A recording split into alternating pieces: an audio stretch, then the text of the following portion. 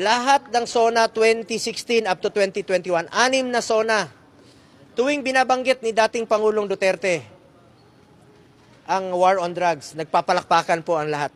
Standing ovation po ang Kongreso at ang Senado. Dahil ramdam nila na may pagbabago po at tinupad ni dating Pangulong Duterte ang kanyang pinangako noon. Standing ovation. Tapos bakit ngayon sinisisi siya? Bakit ngayon mag-isa na lang siya?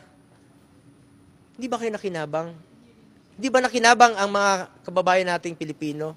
Yung mga anak natin na hindi nasasaktan? Di ba importante sa atin ang buhay ng ating mga anak, ng ating mga pamilya? Nakinabang kayo ah. Nakinabang po ang Pilipino. Tinaya niya po ang kanyang buhay dito. Tapos ngayon, mag-isa na lang siya, puro sisi pang inabot. Sa tanong mo kanina, sabi niya, may inutos ba siya? Sa akin, hindi po siya nag-utos sa akin ng illegal. At kung sakali mang meron siyang iutos sa akin na illegal, hindi ko po susundin.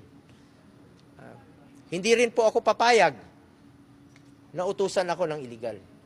At hindi rin po ako papayag na may mga reward system.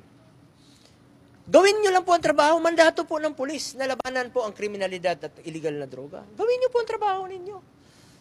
Kaya nga po kami full support sa inyo, sinusuportahan namin kayo sa inyong trabaho. Pero sa inyong operations, hindi ho ako nakikialam. Hindi po kami nakikialam dyan.